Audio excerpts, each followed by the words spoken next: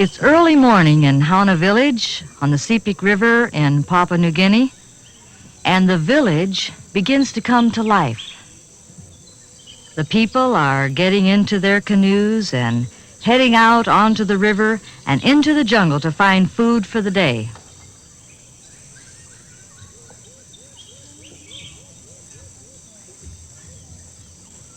This is a day the Sepik Iwan people have been looking forward to. It's a festival day, a day of celebration and sing-sings.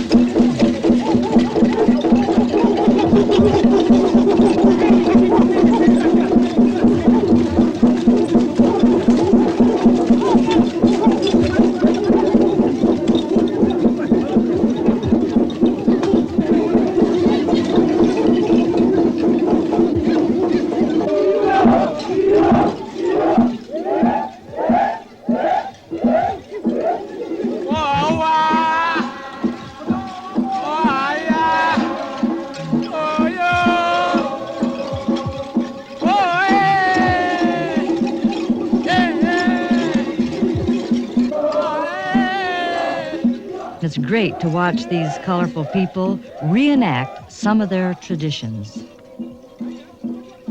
When my partner and I first came to Papua New Guinea in 1969 as Wycliffe Bible translators, our mission was to select one of the 700 language groups in that country and live among them and learn their language, develop an alphabet, and then teach them to read and write their own language, and then translate the entire New Testament, encourage a body of believers, and our work would be complete.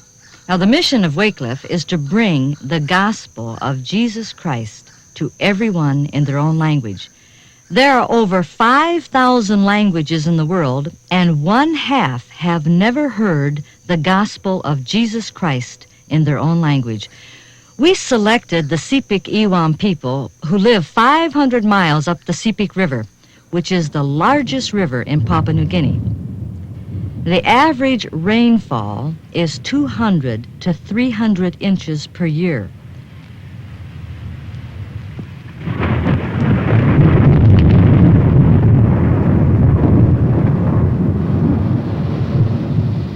Since the area floods about 6 months out of the year, the Hauna people depend on fishing and hunting for their livelihood. When the fish are running and coming down in schools, it becomes a very exciting time in the village, and everyone is out spearing fish. And this is a real time of celebration and joy because, you know, they're going to have plenty of food for several days, something to really sing about.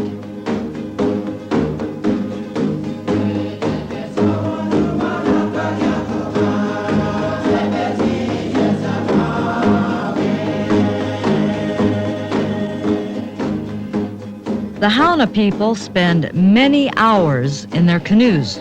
They're river people, so one of the major jobs in the village is making canoes. and everyone, large and small, has a canoe. About 400 canoes are made every year, all sizes. This is men's work, and they really enjoy this work. They love going out to the jungle, and they go out in groups of 20 to 30 men at a time. And they have to go deep into the jungle to find these big trees.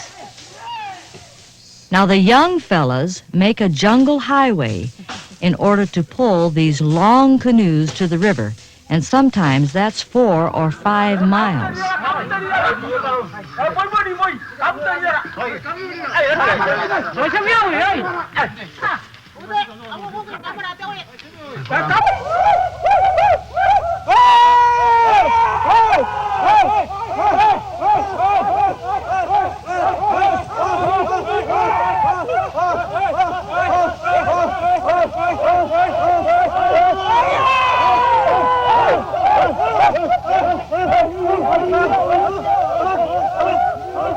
They float the canoes into the village, and then the older men, who are the skilled carvers, shape up these canoes and carve the design, sometimes carving birds' heads or crocodile heads on the front of the canoe.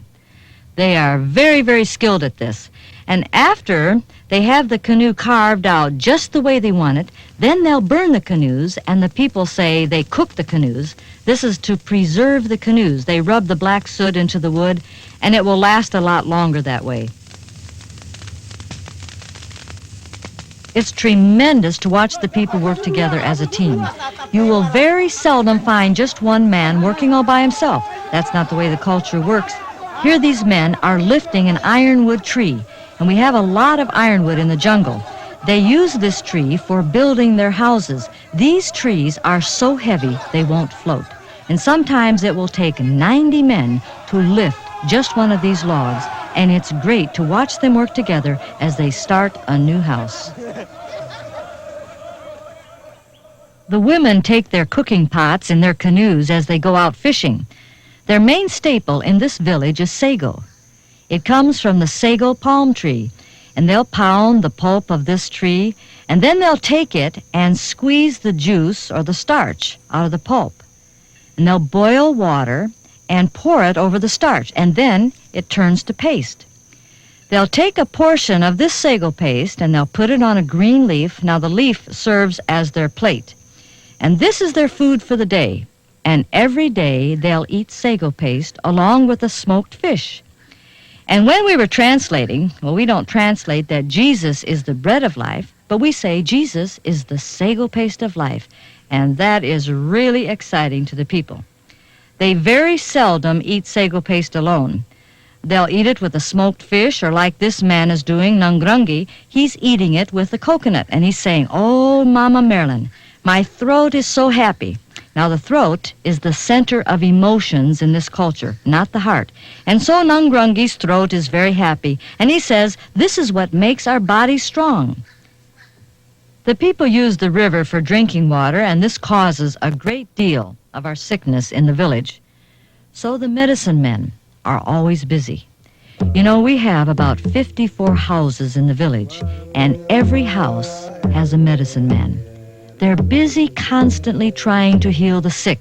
It seems there's always someone sick, and they consider the spirits in the jungle as the main source of the sickness.